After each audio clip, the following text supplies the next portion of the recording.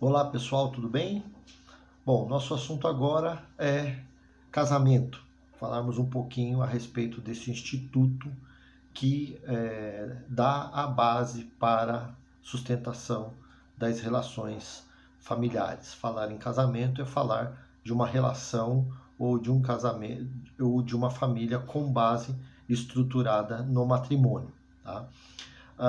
O casamento, para uma parte da doutrina, é tido como sendo um fundamento da sociedade. Né? Há uma gama da sociedade, especialmente antes da Constituição de 88, que traz muito em evidência essa caracterização do casamento como sendo um fundamento de grande importância para a sociedade e a formação da família, né? Tido inclusive como um caráter de moralidade nas relações familiares. Tanto assim que o casamento ele tem uma regulamentação toda voltada para esse instituto. Né? Tem uma condição, um caráter eminentemente solene o casamento e estabelecido aí no Código Civil a partir do artigo 1511. A partir do artigo 1511 que eu faço aí o apelo a vocês que deem uma olhada ao longo dos seus estudos para que você possa confrontar esses institutos e também com o material que você tem disponibilizado aí no AVA de vocês e também na doutrina que foi indicada para vocês estudarem, tá bom? Então, a partir do artigo 1511 do Código Civil é a importância da leitura de vocês. Bom, pensar em casamento, eu devo pensar também aí num negócio jurídico ou num contrato. Eu estou pensando numa relação jurídica em que voga especialmente aí o caráter da autonomia da vontade. Se eu lembrar das aulas de negócio jurídico, eu vou lembrar que um dos elementos de existência do negócio jurídico é a declaração de vontade ou a manifestação de vontade.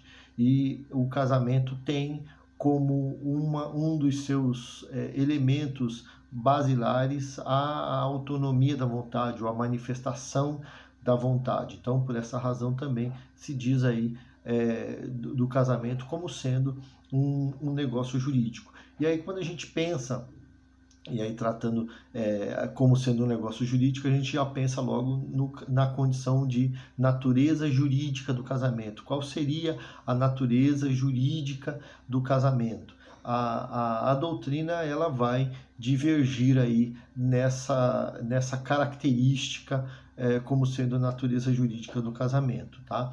Pelo menos em três. A primeira corrente vai dizer que se trata de uma concepção clássica, individualista ou contratualista, né? Que é o que a gente tem dito acerca de ser o casamento um negócio jurídico.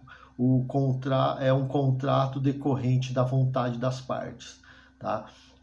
Então essa primeira corrente a gente chama de corrente contratualista ou corrente clássica. Há uma segunda corrente que vai tratar o casamento também como sendo de uma concepção institucionalista. Por que isso?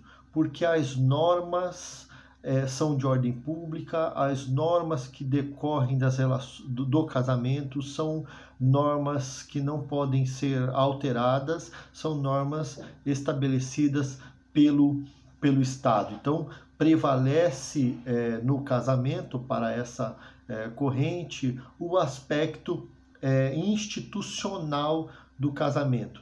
Mais do que um contrato, ele tem uma condição de institucionalização.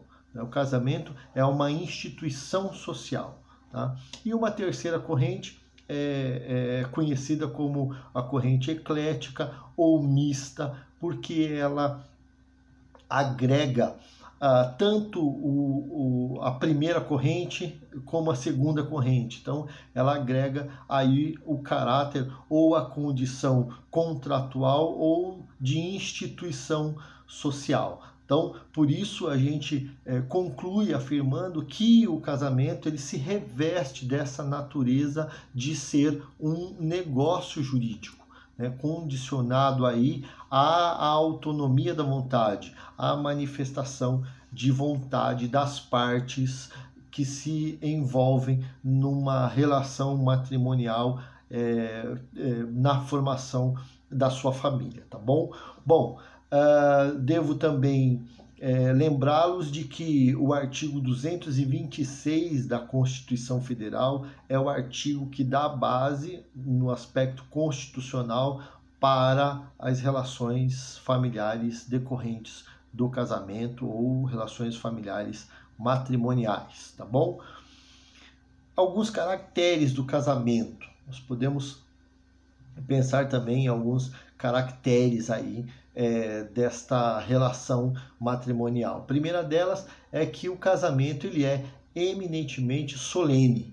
Ao longo dos estudos, por isso eu insisto, artigo 1511 em diante, você vai se deparar com diversos artigos que vão tratar de maneira pormenorizada a respeito deste ato solene, como o casamento é elaborado, como o casamento ele chega à sua formalização, quando ele pode ser realizado, quando não poderá ser realizado, a orientação de quem deve se casar ou quem pode se casar. Então nós temos todo um aparato legislativo, e aí a legislação civilista, a legislação civil se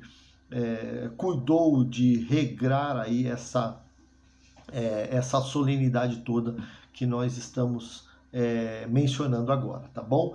As normas são normas que regulamentam o casamento. O casamento ele não pode ser firmado com base naquilo que as partes desejam com relação à solenidade, tá? Por quê? Porque as normas são de ordem pública. Então, o casamento, ele para acontecer, ele deve obedecer os ditames da lei, né? As partes não podem, por mais que tenha a autonomia da vontade, elas não podem apor cláusulas ali que sejam de seu interesse, que, no entanto, não obedeçam àquele rigor que estabelece a legislação para o casamento, tá? Estabelece comunhão plena de vida com base na igualdade de direitos. Aí vocês devem se lembrar do princípio que nós trouxemos aqui no vídeo anterior a respeito dos princípios que norteiam o direito de família, que é o princípio da igualdade. O casamento não é diferente, o casamento traz aí como base também aí a plena comunhão de vida e com base na igualdade de direitos entre os cônjuges. Não se exige mais que haja a diversidade de sexo.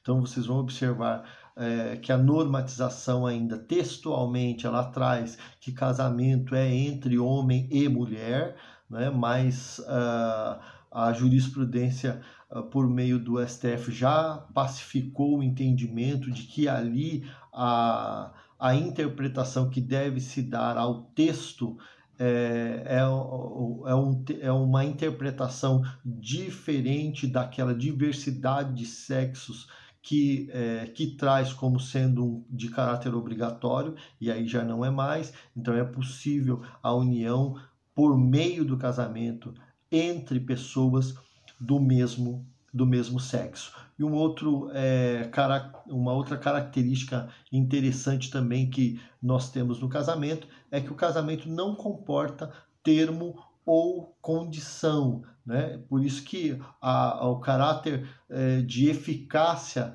do contrato ou do negócio jurídico que é o casamento, ele não comporta e nem pode trazer como cláusula de eficácia do casamento qualquer termo ou condição. Assim nós encerramos esse vídeo.